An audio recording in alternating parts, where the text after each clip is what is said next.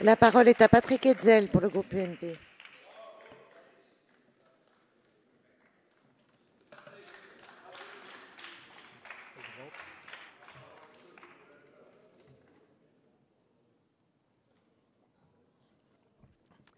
Madame la Présidente, Messieurs les ministres, Monsieur le Président de la Commission des lois, Monsieur le rapporteur, je ne reviendrai pas sur les conditions d'émergence de cette réforme car elles sont improbables.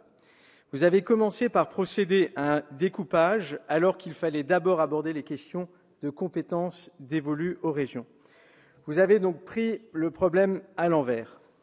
De toute évidence, vous ne savez pas précisément où vous allez et surtout, la seule chose qui semble vous guider, ce sont des considérations internes au Parti socialiste. Vous êtes une nouvelle fois en train de cliver les Français alors que plus que jamais, notre pays a besoin de concorde et de rassemblement. On peut d'ailleurs aussi s'interroger pourquoi la majorité présidentielle s'est empressée de supprimer le conseiller territorial qui était pourtant une réponse pertinente pour réformer durablement et sans heurts notre pays. Dont acte. Mais venons-en maintenant à l'esprit de votre projet de loi. Il reste évidemment très flou.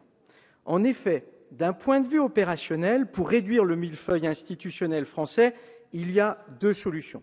L'une consiste à faire de très grandes régions, auquel cas, pour garder la proximité et contrairement à ce que vous affirmez, il devient nécessaire de maintenir les conseils généraux.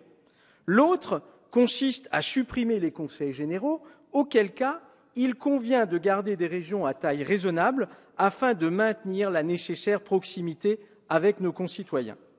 Ceci étant dit, je voudrais faire un petit détour historique. Je voudrais revenir à un processus législatif dont nous fêtons cette année même le 90e anniversaire. Il s'agit des lois d'introduction dans le droit français en 1924 et ceci après 5 années d'un intense travail du droit local d'Alsace-Moselle. Le rapporteur de ce texte dans notre hémicycle était alors Robert Schuman, celui-là même qui s'illustrera plusieurs décennies plus tard en étant l'un des pères fondateurs de notre Europe politique contemporaine avec De Gasperi et Adenauer. Que disait ici même Robert Schuman en 1924 lorsqu'il était rapporteur ? Il plaidait en faveur de la prise en compte des spécificités locales de l'Alsace-Moselle. Cette dernière avait quitté le giron de notre République pendant près d'un demi-siècle. Son retour nécessitait une adaptation du droit et une prise en compte de ce que l'on appelait dès lors le droit local.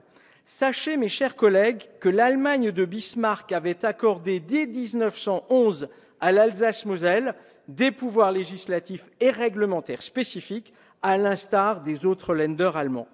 Mais ce n'est pas ce que nous demandons aujourd'hui. Ce que nous demandons, c'est que l'Alsace soit respectée. Toutefois, tout cela a contribué à forger une région avec une identité très forte. Souvenons-nous du discours de Foch dès le retour des troupes françaises à Thann en 1914. « Vous êtes l'Alsace, je suis la France. Je vous apporte le baiser de la France qui ne vous quittera plus jamais. » L'Alsace est évidemment fortement attachée à la France, mais aussi soucieuse d'affirmer ses spécificités, qui, loin d'appauvrir notre nation, ne peuvent que l'enrichir. Raison pour laquelle Robert Schuman plaida en faveur d'un droit à l'expérimentation en matière juridique pour l'Alsace-Moselle. Alors que d'aucuns avançaient pour l'Alsace-Moselle la thèse qui prévalut pour les deux Savoie et Nice quelques décennies plus tôt, c'est-à-dire qu'il fallait, dès le retour de l'Alsace à la France, supprimer le droit local et imposer le droit français. Heureusement, nos prédécesseurs, ici même à l'Assemblée nationale, ont eu la sagesse de suivre les propositions du rapporteur Schuman. Ce droit local fut d'ailleurs quelques années plus tard confirmé par le Constituant de 1958 et inscrit explicitement dans notre Constitution de la Ve République. Schuman était persuadé que l'introduction du droit local en droit français était une richesse extraordinaire. Cela permettait d'allier unité de la République et prise en compte des contingences et des spécificités locales. Il s'agissait d'une pensée très largement inclusive plutôt qu'exclusive pour reprendre la terminologie d'Edgar Morin dans ses thèses sur la complexité. Permettez-moi de vous dire, Monsieur le ministre, Messieurs les ministres, mes chers collègues, que nous sommes dans une situation similaire aujourd'hui.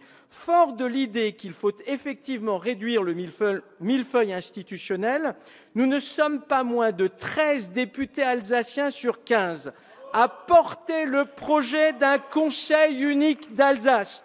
Ce projet consiste à fondre les conseils généraux des deux Rhin et le Conseil régional d'Alsace en une seule et même entité. Un amendement vous sera soumis dans ce sens. Une telle proposition est une vraie réforme. C'est aussi, nous le pensons profondément, une attitude responsable et respectueuse de l'Alsace dans ce qu'elle comporte de spécifique. Mon plaidoyer est donc très simple.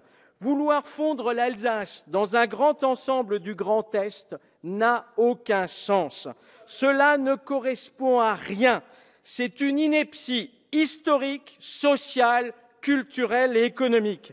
En Alsace, notre culture est rhénane. Vouloir le nier est commettre une erreur historique.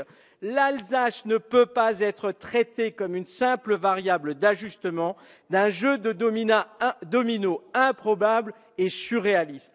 Relisez les comptes rendus de notre Assemblée lorsqu'en 1919, les députés alsaciens sont à nouveau venus siéger ici même.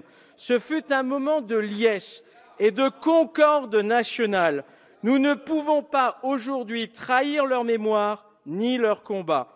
Ils se sont battus pour que notre terre, réintégrée légitimement au sein de la République, soit pleinement respectée et nos concitoyens reconnus dans la plénitude de leurs spécificités, d'où notre droit local. Dès 1924, l'Alsace fut donc, pour notre nation, une nouvelle terre d'expérimentation au sein de notre République. 90 ans après, et en mémoire de ceux qui se sont battus pour que nous soyons fiers d'être Français, la réforme territoriale est une fantastique occasion pour nous de proposer une nouvelle fois d'être cette terre d'expérimentation au service de la France et de la nation. Vous l'aurez compris, malgré les modalités d'émergence de ce projet de loi, nous sommes dans l'optique d'une vraie proposition. Alors, messieurs les ministres, mes chers collègues, 13 députés sur 15 dans une région, ce n'est pas rien.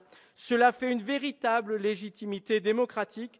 C'est pourquoi nous comptons sur votre soutien à tous pour permettre à l'Alsace d'apporter, dans le respect de son identité et de sa culture, sa contribution à une réforme territoriale qui mérite bien mieux que de petits arrangements partisans entre socialistes. L'Alsace, c'est la France, mais l'Alsace a aussi une histoire singulière.